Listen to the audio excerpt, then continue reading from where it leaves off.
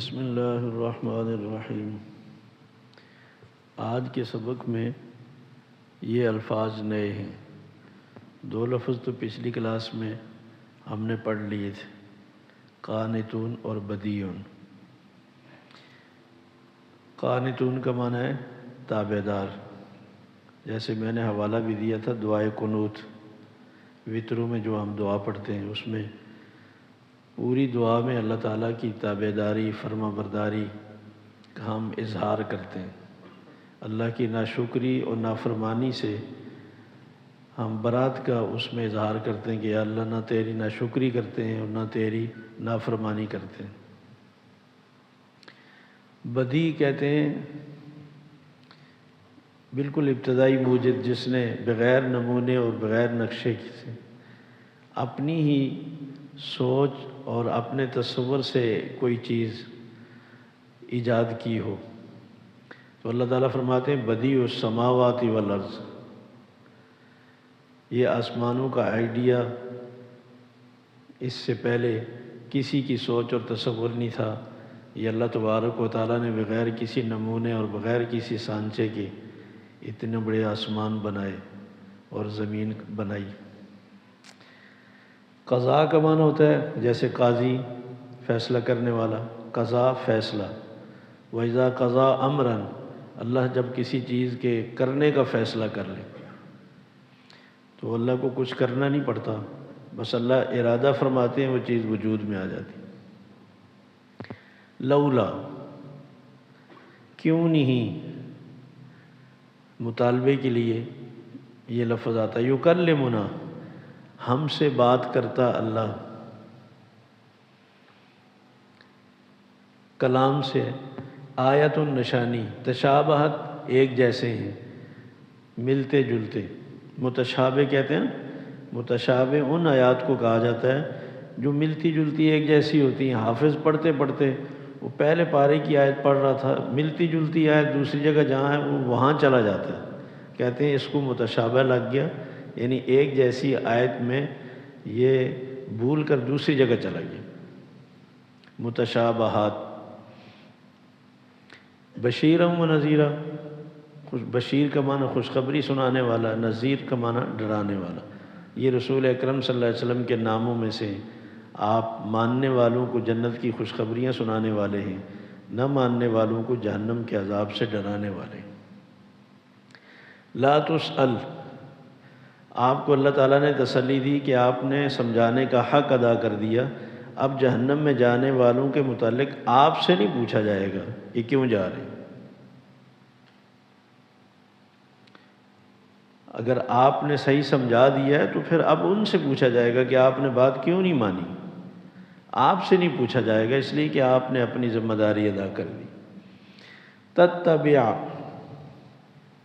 تابع داری کرنا۔ ملت، دین، ملت ابراہیمی جیسے کہا جاتا ہے، ابراہیم علیہ السلام کی جو شریعت تھی، جو دین تھا۔ احوا، خواہشات۔ یہ سورہ بقرہ کی آیت نمبر 16 ہے۔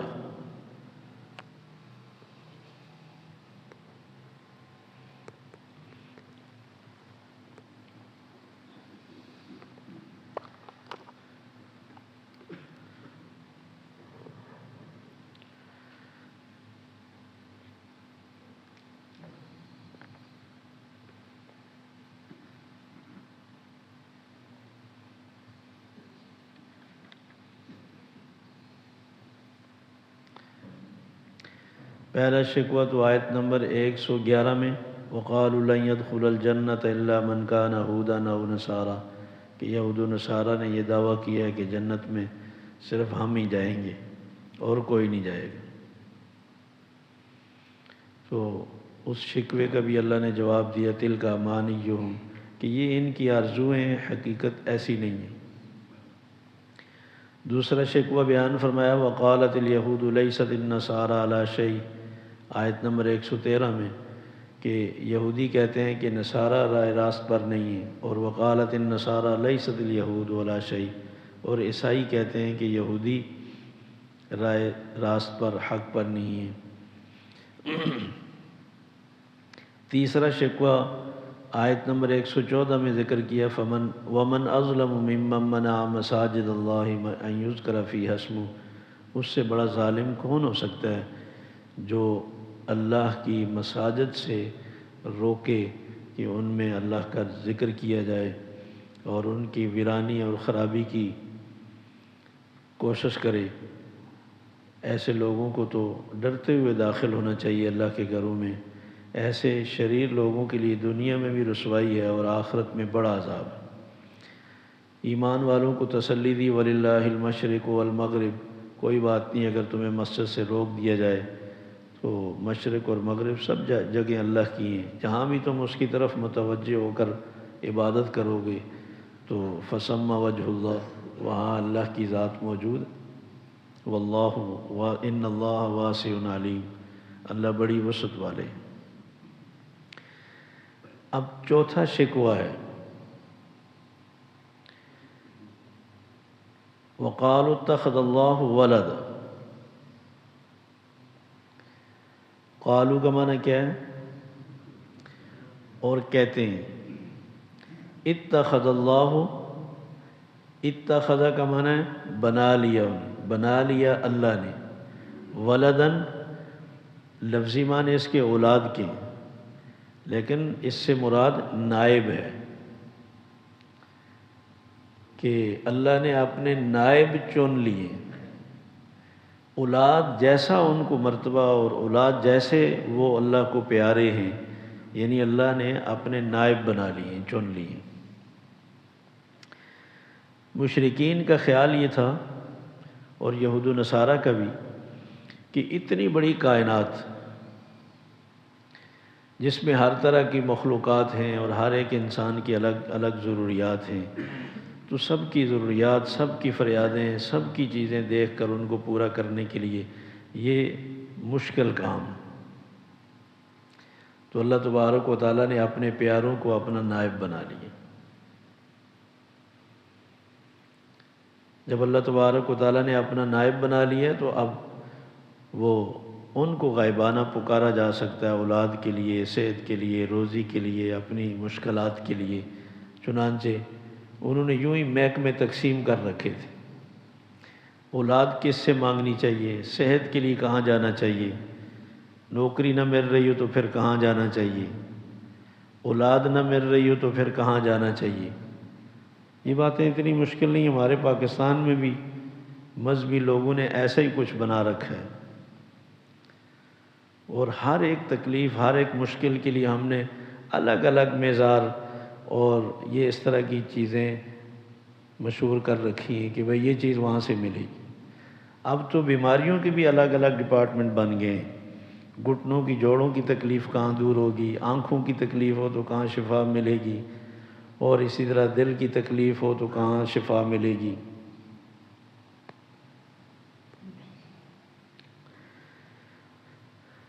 اب تو موبائلوں پہ شف شف ہو رہا ہے، اور سوئیاں نکال کر، میخیں نکال کر، کیلیں نکال کر یقین دلایا جا رہا ہے، پیچھے جادو ہوتا ہے۔ ویسے افسوس ہے ہمارے اوپر بھی، ہم سے لوگ کس طرح کھیل رہے ہیں۔ غلطی ہماری ہے، ہمیں اللہ کی کتاب سے دور کر کے پھر ہم سے کھیلا جا رہا ہے، یہ معجزہ بتایا جا رہا ہے۔ جادو اور معجزے میں ایک زمانہ تھا جب لوگوں میں خلط ملط ہو گیا، تو پھر اللہ تبارک و تعالیٰ نے ہاروت ماروت فرشتوں کو بھیج کر سمجھایا تھا کہ جادو یہ چیز ہوتی ہے اور معجزے یہ چیز ہوتی ہے۔ آج پھر ضرورت ہے کہ ہم قرآن مجید کو غور سے پڑھیں تاکہ اللہ کی طرف سے معجزات، کرامات اور جادو میں ہمیں شعبدہ بازیوں میں فرق معلوم ہو کہ یہ شعبدہ بازی اور جادو کیا چیز ہے۔ سبحان اللہ۔ تو اللہ تبارک و تعالیٰ نے اس کا جواب دیا، سبحانہ۔ شکوہ ہے وقالوا اتخذ اللہ ولدا، بس اللہ نے اپنے نائب چن لیے، یہ اللہ تعالیٰ نے شکوہ کیا، اور پھر اللہ نے جواب دیا اس کا ایک لفظ میں، سبحانہ۔ کیا معنی ہے اس کا؟ اللہ پاک۔ اللہ ناپاکی سے پاک نہیں، اللہ نائب بنانے سے پاک ہے۔ اللہ نے کوئی نائب نہیں بنایا، نہ اللہ کو ضرورت۔ اللہ شریکوں سے پاک ہے، اللہ کو کسی شریک کی ضرورت نہیں۔ سبحان اللہ عما یشرکون، سبحانہ و تعالی عما یشرکون، جن کو اللہ کا شریک کر رہے ہیں اللہ ان سے پاک۔ یہ قرآن مجید میں سبحانہ کا معنی خود اللہ تعالیٰ نے کئی جگہ ذکر کی۔ جب بندہ کہتا ہے نا سبحان اللہ، وہ حقیقت میں اس پورے مضمون کو دہرا دیتا ہے کہ اللہ ہر طرح کی شریکوں سے پاک ہے۔ ہماری نماز اسی سے شروع ہوتی ہے، سبحانک اللہم، اے اللہ تو ہر طرح کے شریکوں سے پاک۔ قل هو اللہ احد اللہ الصمد، اللہ ایک ہے، اللہ نائبوں سے شریکوں سے بے نیاز ہے۔ ایک دفعہ ایک نے کہا کہ اس کا مطلب یہ ہے کہ اللہ نظر و نیاز سے بے نیاز ہے، اللہ کے نام کی نیاز جائز نہیں ہے، مخلوق کے نام کی نیاز دیا کریں، اللہ بے نیاز ہے۔ کتنی تحریف ہے قرآن میں۔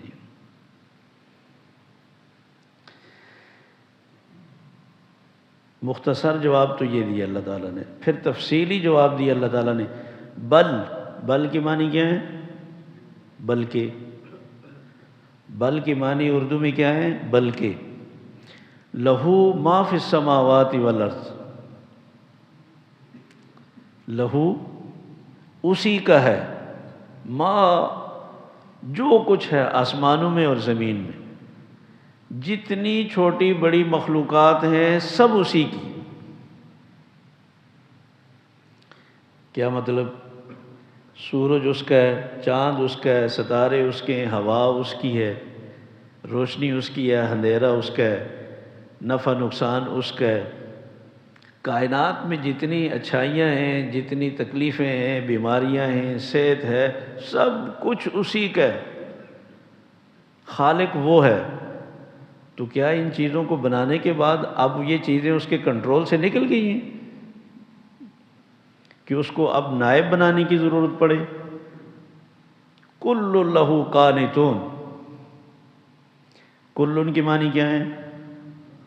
سب، ایک ذرے سے لے کر عرش تک، کل سب مخلوقات لہو اس کی قانتون تابع دار ہے، اس کے اشارے کی ضرورت ہے۔ صحیح بخاری میں آتا ہے رسول اکرم صلی اللہ علیہ وسلم نے فرمایا سورج اس کی مرضی سے طلوع ہوتا ہے، اس کی مرضی سے غروب ہوتا ہے، یہ اس کی مرضی سے دن آتا ہے، اس کی مرضی سے رات آتی ہے، اس کی مرضی سے ہوائیں چلتی ہیں، اس کی مرضی سے طوفان اٹھتے ہیں، اس کی مرضی سے بارش برستی ہے، اس کی مرضی سے بارش رکتی ہے، یہ سب اس کے کنٹرول میں۔ کہتے ہیں شمس تبریز رحمۃ اللہ علیہ نے بوٹی اٹھائی، پکانے کی ضرورت تھی، چولہا نہیں تھا، آگ نہیں تھی، سورج کو ایسے اشارہ کیا، سورج قریب آ گیا۔ چونکہ ملتان میں تھے تو بوٹی سورج کے نیچے پکا کر اس کو کہا جاؤ، تو ملتان والوں کی کیا غلطی تھی؟ بوٹی ان کو پکانی تھی، گرمی یہ سہ رہے ہیں۔ یہ سب کہانی ہیں۔ رسول اکرم صلی اللہ علیہ وسلم کے لیے تو اس طرح سورج کبھی نہ نیچے آیا نہ اوپر گیا۔ یہ سب اللہ کی فرما بردار ہیں، یہ مخلوقات۔ اللہ والوں کے لیے ان کے عقیدت مند ایسے ہی قصے بنا بنا کے، کہانیاں بنا بنا کے دوسرے لوگوں کو متاثر کرتے ہیں۔ ہمارے لیے قرآن و سنت حجت ہے اور یہی اٹل کلام ہے۔ تو اس میں دیکھیں ایک جواب تو اللہ تعالیٰ نے دیا سبحانہ، وہ ذات نائبوں سے، اولاد سے پاک ہے۔ دوسرا جواب بل لہ ما فی السماوات والارض، بلکہ وضاحت کے ساتھ دوسرا جواب دیا کہ آسمان و زمین میں سب مخلوقات اسی کی۔ تیسرا جواب کل لہ قانتون، سب اس کی فرما بردار اور تابع دار ہیں، تو اس کو نائب بنانے کی کیا ضرورت؟ اچھا اب ہوتا ہے نا، جیسے لوگ مثالیں دیتے ہیں کہ دیکھیں جی کسی شعبے کو چلانے کے لیے ہر وقت اس کی نگرانی کی ضرورت ہے، اس شعبے کے ماہر لوگوں کی ضرورت ہے تاکہ اس کو اچھے انداز سے وہ سمجھ بھی سکیں اور اس کو پورا بھی کر سکیں۔ تو فرمایا بدیع السماوات والارض، آسمان و زمین کو بغیر نمونے اور بغیر نقشے کے بنانے والا وہ ہے۔ اللہ سے زیادہ قدرت اور طاقت تو کسی میں ہے ہی نہیں۔ اس کو پوری کائنات کے بنانے پر، چلانے پر اتنا کنٹرول ہے، اتنی طاقت اور قدرت ہے کہ اس نے بغیر کسی کے مدد کے، بغیر کسی کے تعاون کے اور بغیر کسی نمونے اور نقشے کے اتنی بڑی کائنات بنائی ہے۔ تو کیا اس کو کچھ عرصہ لگا ہے؟ اس کے لیے مشکل ہے۔ دنیا والوں کو لیبر کی ضرورت ہے، مشینوں کی ضرورت ہے، طرح طرح کے اسباب کی ضرورت ہے۔ فرمایا اس کی شان تو یہ ہے وَإِذَا قَضَىٰ أَمْرًا، وَإِذَا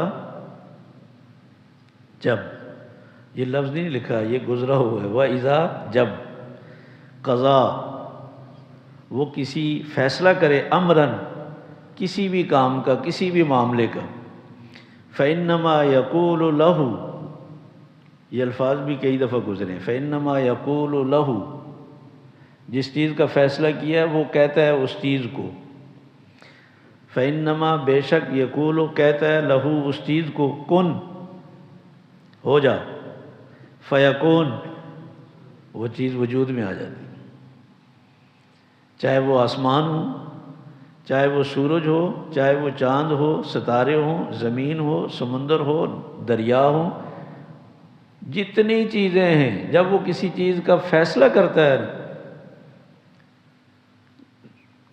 سورہ یاسین میں بھی ہے نا، وَإِذَا أَرَادَ شَيْئًا أَن يَقُولَ لَهُ كُن فَيَكُن فَسُبْحَانَ الَّذِي بِيَدِهِ مَلَكُوتُ كُلِّ شَيْءٍ،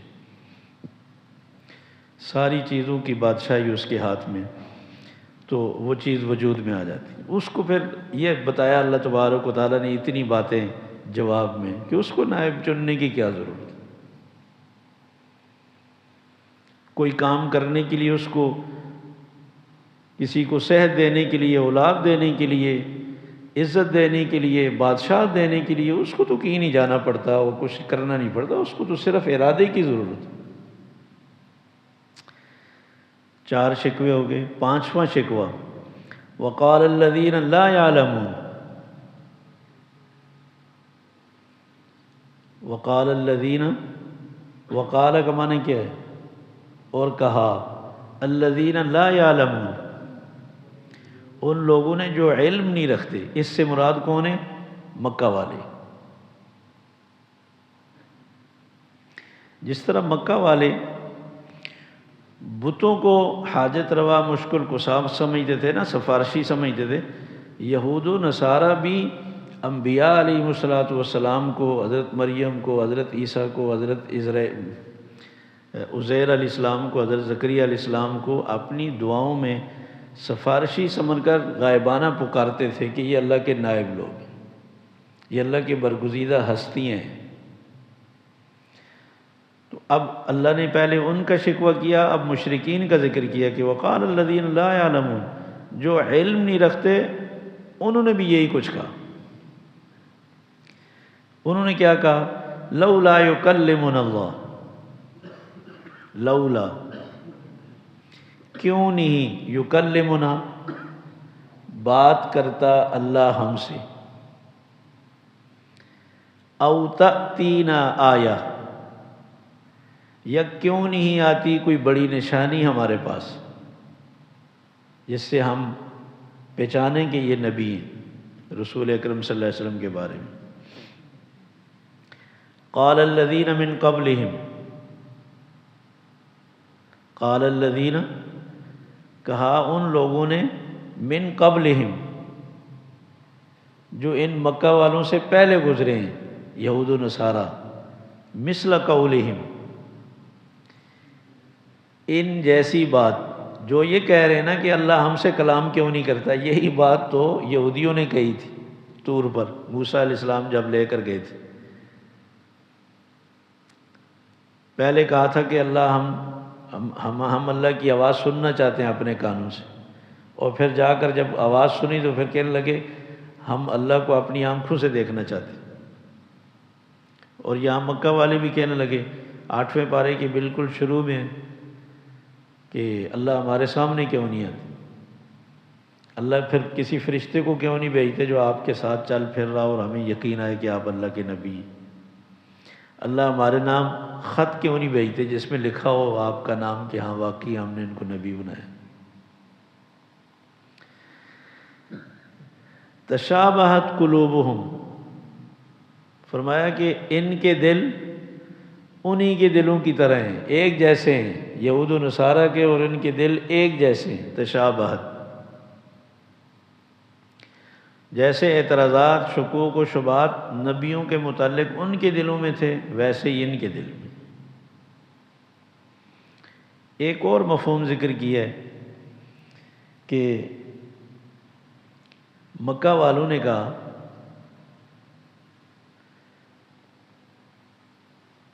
کہ دیکھو اللہ تعالیٰ نے جو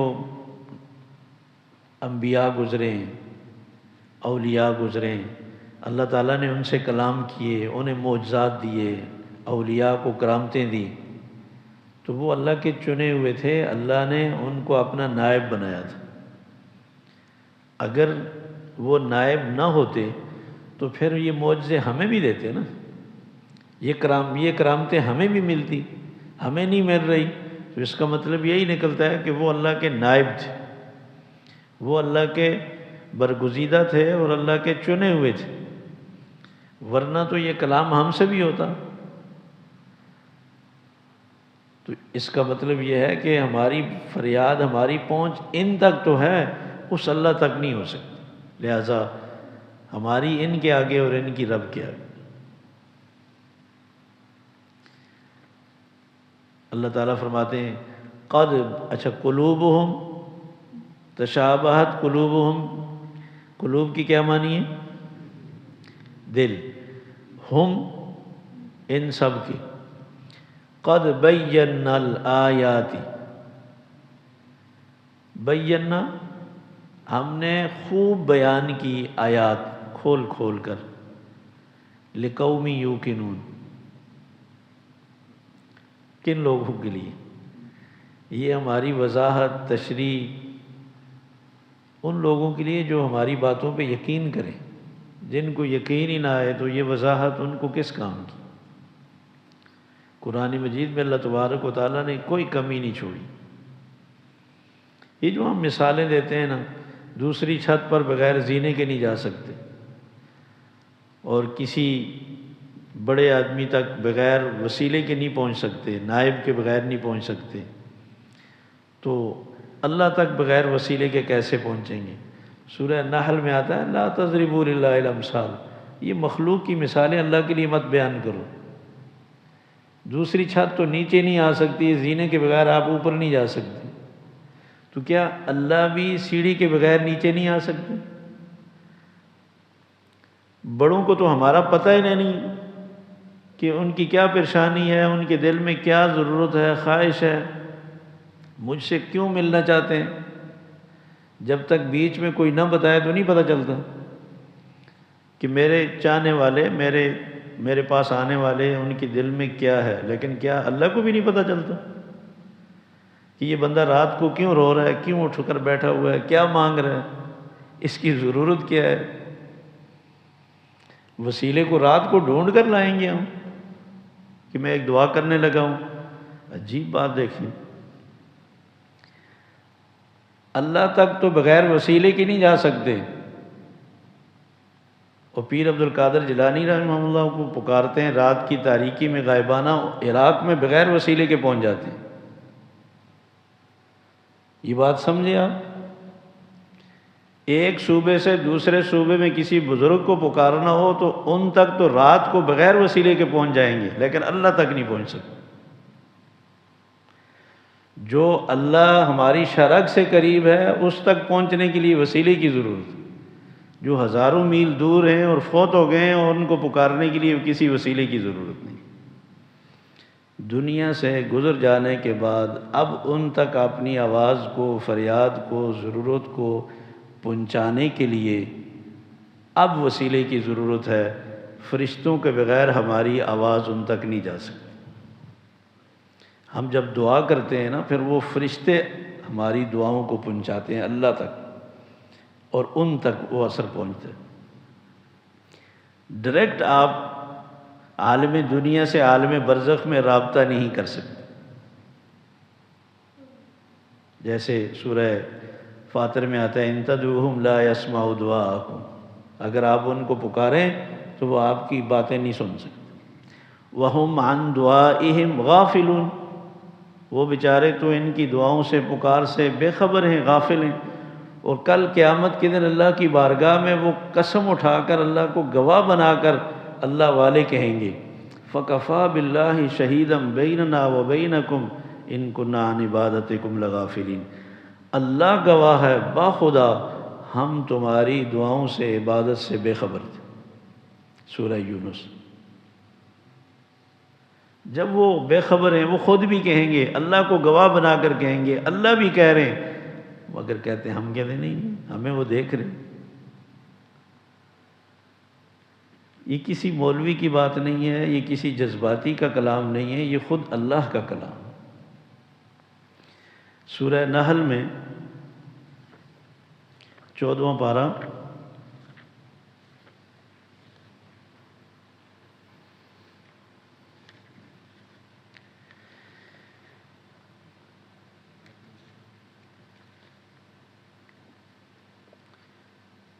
اور آیت نمبر 86،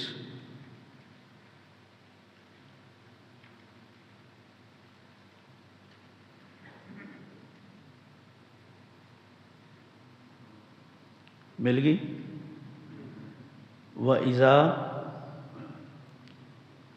وَإِذَا کا معنی کیا کریں گے؟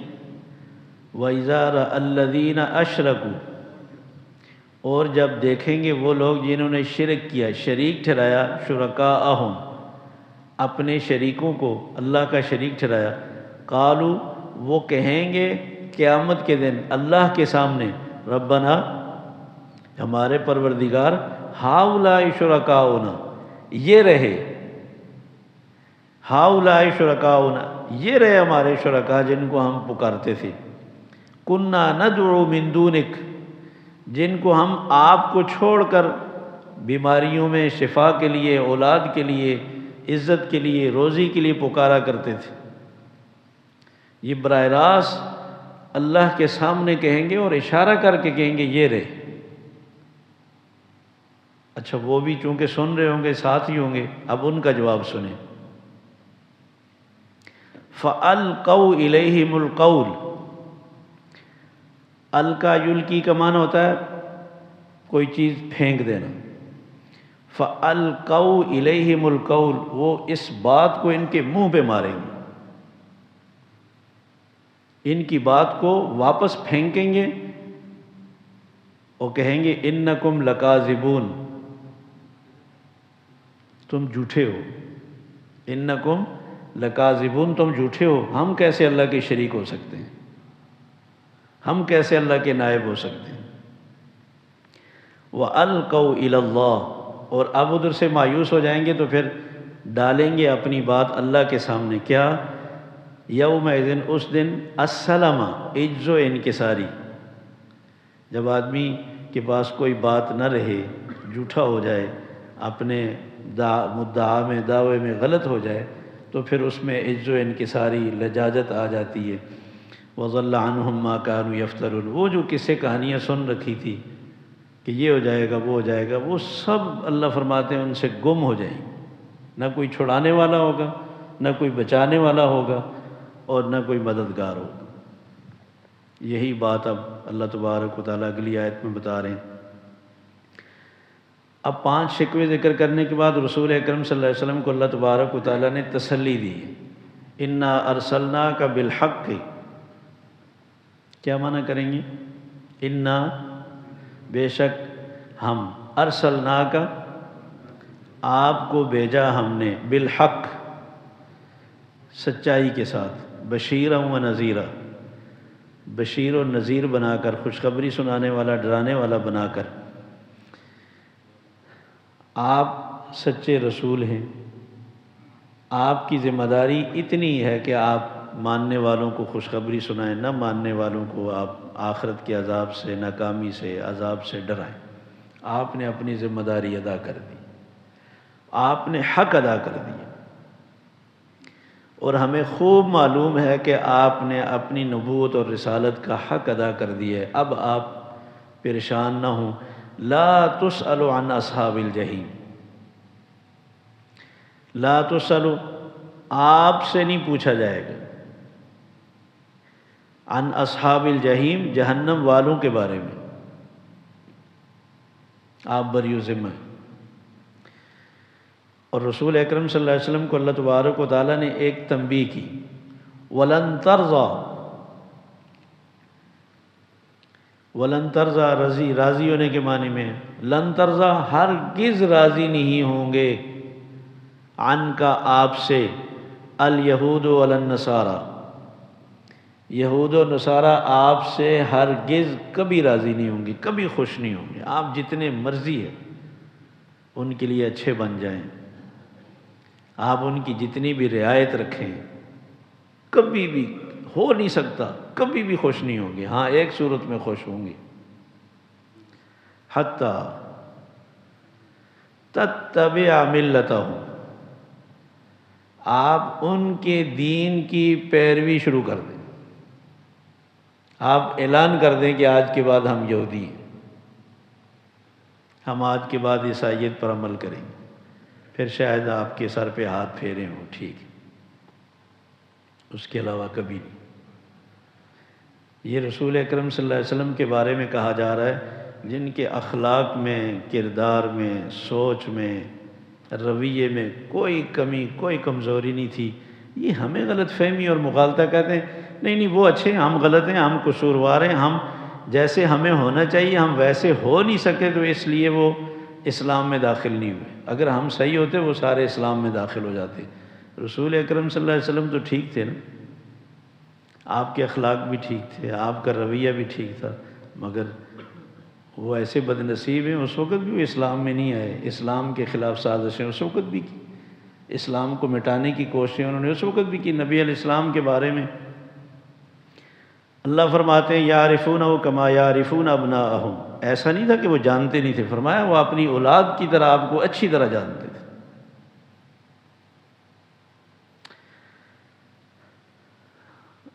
سورہ آگے اللہ تعالیٰ نے سورہ آل عمران میں ذکر کیا ہے، یہ ان کے منہ سے کبھی کبھی تمہاری دشمنی کا اظہار ہو جاتا ہے، ورنہ فرمایا تمہارے اوپر غصے سے وہ پورے کاٹتے ہیں، اور جو غصہ ان کے دلوں میں اندر بھرا ہوا ہے، فرمایا تمہیں نہیں معلوم وہ اس سے کہیں زیادہ ہے، کبھی کبھی وہ اظہار کر دیتے ہیں۔ یہ ہماری غلط فہمی ہے کہ ہم اپنے دین اسلام کے فیصلوں کو بھی نظر انداز کر کے ان کے شانہ بشانہ چلنا چاہتے ہیں کہ کہیں پیچھے نہ رہ جائے۔ صحیح بخاری کی حدیث ہے، رسول اکرم صلی اللہ علیہ وسلم نے فرمایا ایک زمانہ ایسا آئے گا کہ جب میری امت، میرے ماننے والے یہود و نصارہ کے ساتھ ایسے برابر ہو جائیں گے جیسے دو پاؤں برابر ہوتے ہیں، دو جوتے برابر ہوتے ہیں، یہ دو ہاتھ آپس میں برابر ہوتے ہیں، کوئی فرق نہیں ہوتا۔ فرمایا کہ اگر وہ لوگ کسی غار میں گھسے ہیں نا، کسی سوراخ میں سر ڈالا انہوں نے، تو میری ماننے والے، میری امتی بھی جا کر وہاں گھسیں گی، اور کوئی ان سے پوچھے کہ کیوں گھسے ہوئے، ان کو پتہ نہیں ہوگا، کہتے ہیں وہ جو گھسے تھے۔ یعنی آنکھیں بند کر کے جیسے نبیوں کے پیچھے چلا جاتا ہے بغیر دلیل اور بغیر پوچھے، ایسے میری امت یہود و نصارہ کی نکالی کرنے لگ جائے گی، بغیر سمجھے، بغیر دلیل کے۔ کوئی کام وہ جب ردی کر کے پھینکتے ہیں نا، وہ ہم اپنا لیتے ہیں، یہ نہیں دیکھتے کہ اس کا وہ تجربہ کر چکے ہیں، ناکام ہوئے۔ ہمیں اللہ نے وہ خوبصورت نظام دیا ہے جس میں کوئی نظر ثانی کی ضرورت نہیں۔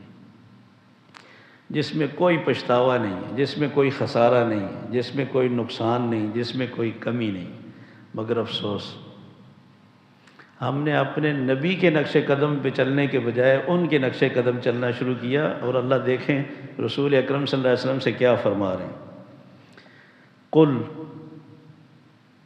کہہ دیجیے، ان ھدی اللہ ھو الھدی۔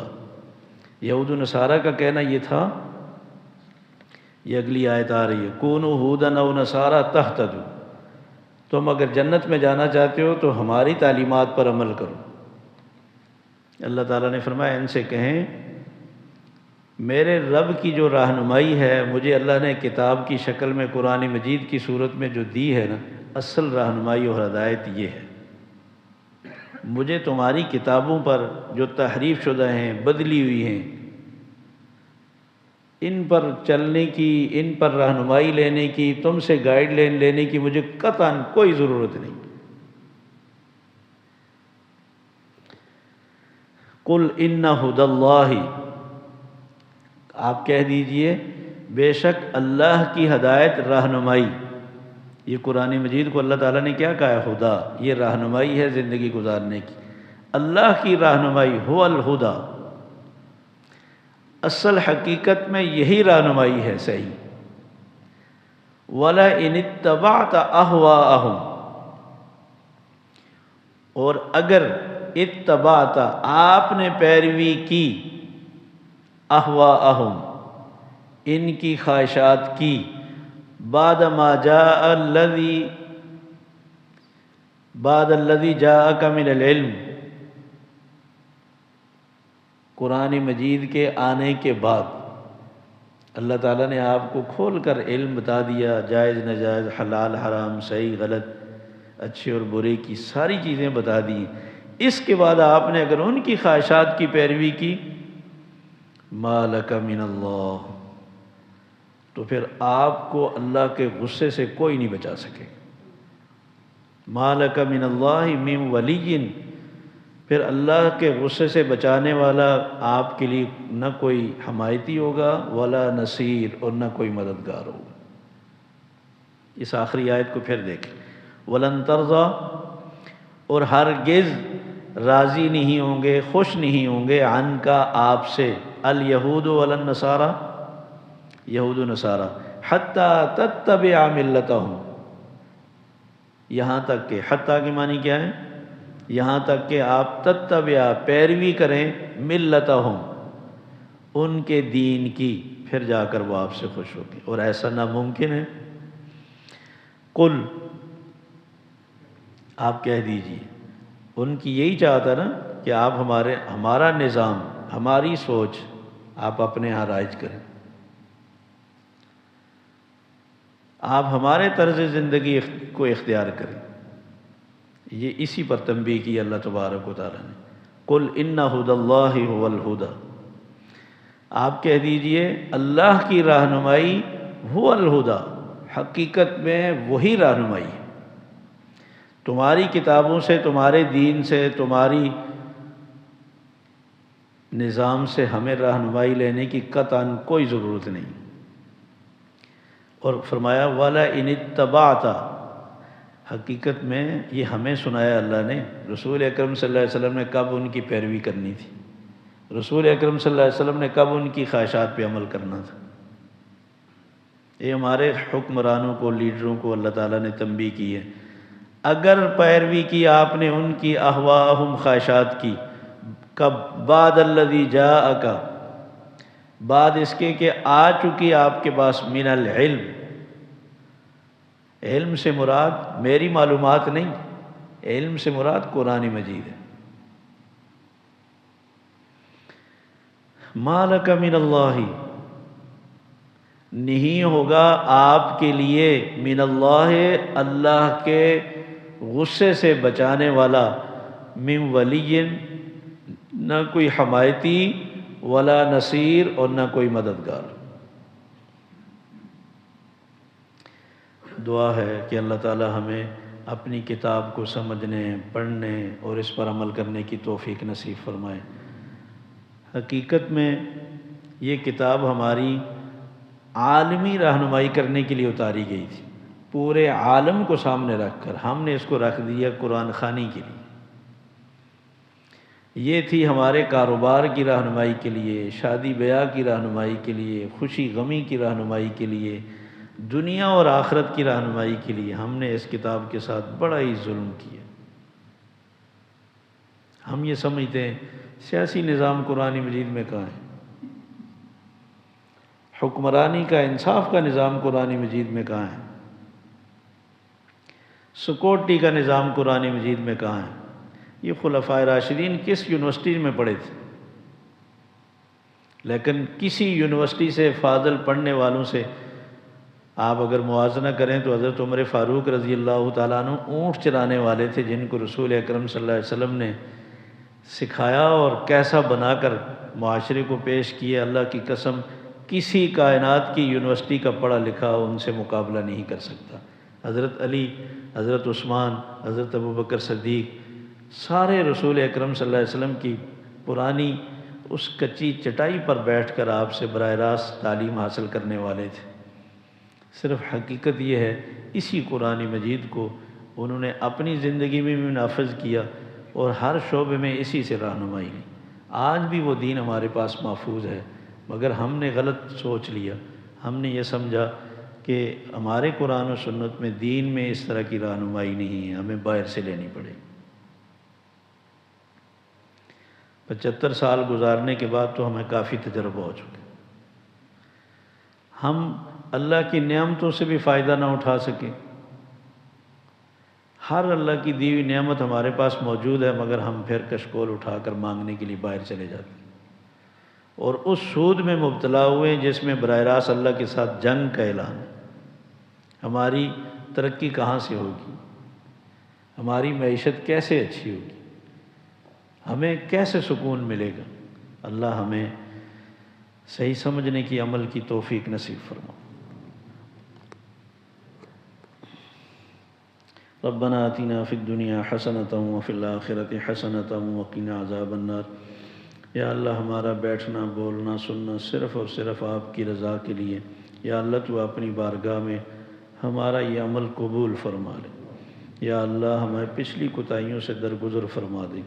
یا اللہ تو ہمیں معاف فرما دے۔ یا اللہ جو غلطیاں ہوئی، یا اللہ تو اپنی کتاب سے اب ہمیں والہانہ محبت تعلق نصیب فرما۔ یا اللہ یہ پہلی کی دوریوں کو یا اللہ ختم فرما کر قرآن مجید کا خاص تعلق نصیب فرما، اس کی سمجھ عطا فرما۔ یا اللہ اس کی صحیح رہنمائی پر عمل کی توفیق نصیب فرما۔ یا اللہ اس کتاب کو پوری امت کے لیے یا اللہ واقعی ہدایت اور رحمت حاصل کرنے کا ذریعہ بنا۔ یا اللہ ہمارے ہر طرح کی خرافات، بدعات اور شرکیہ افعال سے یا اللہ ہمیں توبہ تائب ہونے کی توفیق عطا فرما۔ یا اللہ جس طرح تیرے پیارے حبیب صلی اللہ علیہ وسلم نے اس کتاب کو کھول کر ہمیں سمجھایا اور مثالیں دے دے کر وضاحت فرمائی، یا اللہ ہمیں اسی طرح سمجھنے کی توفیق نصیب فرما۔